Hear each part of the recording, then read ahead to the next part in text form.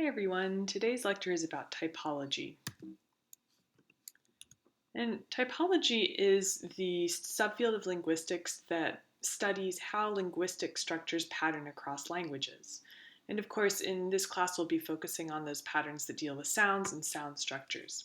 So typologists who are interested in sound might look at which sounds and which sound structures are more or less common and why is this the case. So first of all, let's just talk a little bit about language classification. So there are over 7,000 different languages in the world today. And each language, as we've learned, has its own sound patterns, syntax, morphology, and vocabulary. But also underlying these differences, there are similarities that allow us to arrange languages into groups. And we can do this in two ways. One is called genetic classification, and this is when we group languages according to common ancestry. So languages, just like people, can be related to another. They evolve over time. And then we can also talk about typological similarity. So we can group languages together according to the sorts of structures they share. It's called typological classification. And these things aren't completely independent. So genetically related languages, just like genetically related people, often share certain characteristics, but they don't always. For instance, English and Latvian both belong to the Indo-European family, which we'll talk about later, but their morphological structure is very different. So even in related languages, there are a lot of differences. So I just mentioned Indo-European. Indo-European is a language family. And so if you were in class today, I would ask people to raise their hand if they think that they speak an Indo-European language. And which is it? And in this case, I would keep waiting until everybody raises their hands. And the reason for that is because English is an Indo-European language, and everybody here speaks English. And there's a link to a list of Indo-European languages, the Wikipedia page for it here. But here I will show you a family tree of Indo-European. This one isn't the greatest, but it's one that is visible on your screen. If you Google the language family, you'll find better language trees, but they're so complicated that everything's too small to show on the screen. But what I want to point out here is that Indo-European includes what we think of as extremely unrelated languages. For instance, Hindi is Indo-European, as are Iranian languages, as are Germanic languages, as are things like Polish and Russian and Serbo-Croatian, and also all the Romance languages like French and Spanish, and English, which English is from the Germanic branch of Indo-European, but it also has a lot of borrowing from French. So what is a language family? A language family is basically the broadest grouping under which people who research this thinks that there is genetic similarity. In other words, all of these languages in Indo-European come from a common ancestor. And of course, we never know, we can't know exactly what the common ancestors were, but we can infer using something called the comparative method, which I'm going to have you watch a video about. So I wanted to go through some other language families, and specifically I went through the list of languages that are spoken in this class, and I looked at them all, and there's a lot of language families represented. So we have Afro-Asiatic, which includes languages like Arabic, Hebrew, Somali.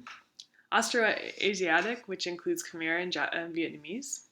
Austronesian, Tagalog, and Indonesian. And remember, each of these language families is different, is not like any of the languages within one of these language families is not related to other languages within the family. Dravidian is Tamil.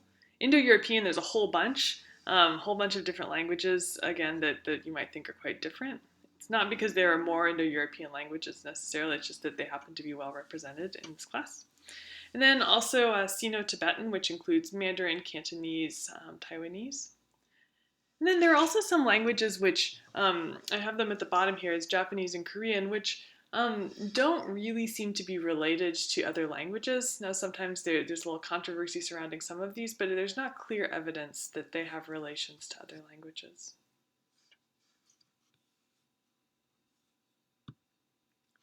So that's genetic classification. Now, the other type of classification is typological classification, and this looks for common structural characteristics.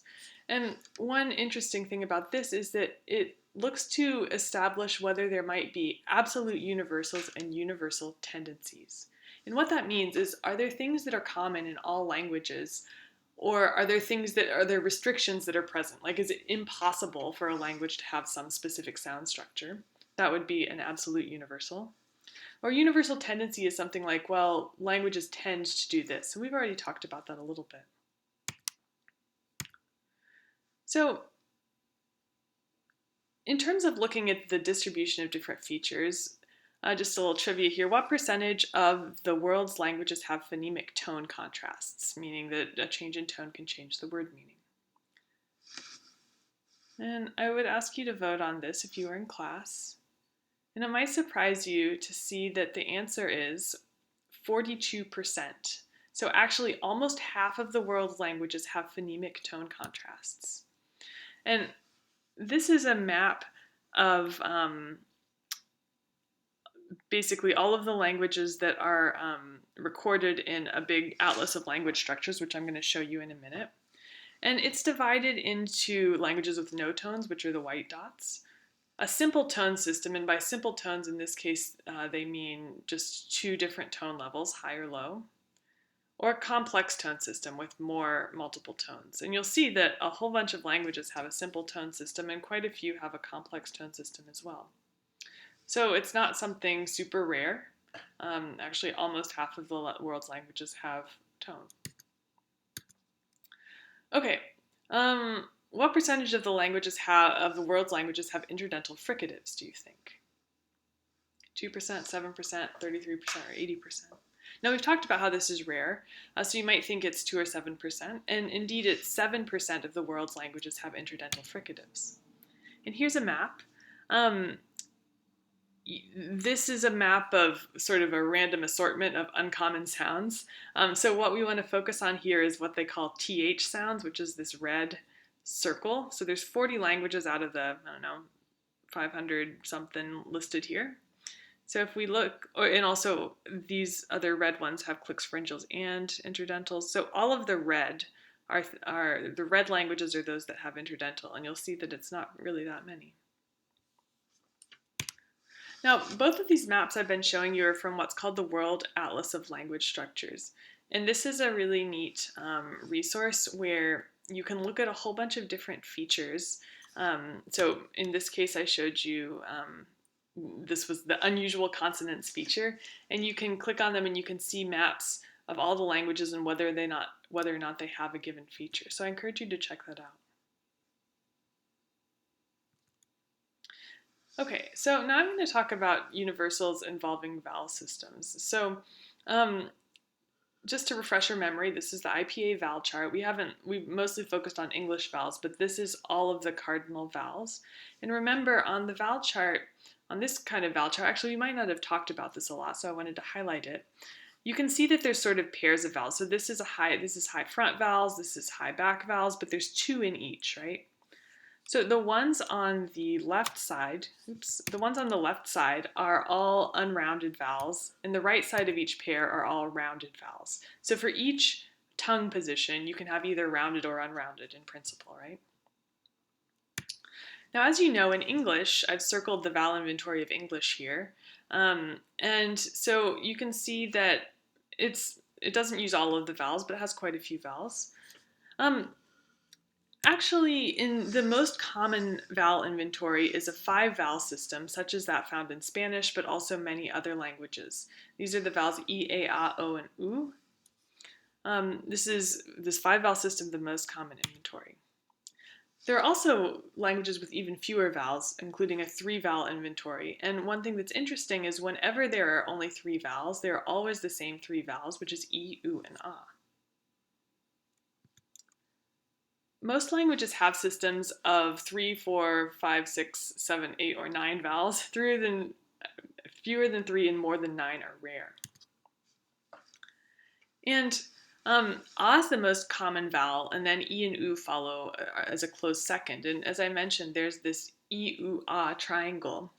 And you might wonder why that's the case. And you might have also noticed that when there's 5 vowels, as there are here, they're sort of all spread out. And actually, typologists think that that's not a coincidence. Basically, the idea is that languages will want to use the full vowel space because it's going to be easier to tell apart vowels that are more different. So if you only have 5 vowels, you want to spread it out to use the whole space.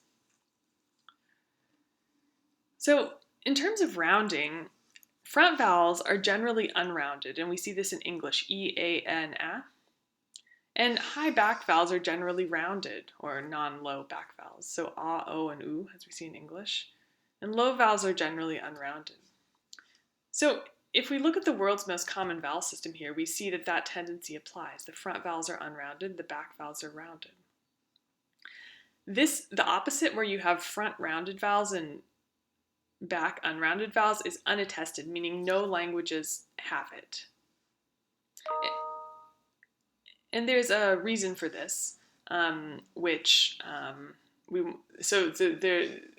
is an implicational universal, and there's a perceptual reason for this, which you can learn about if you take phonetics.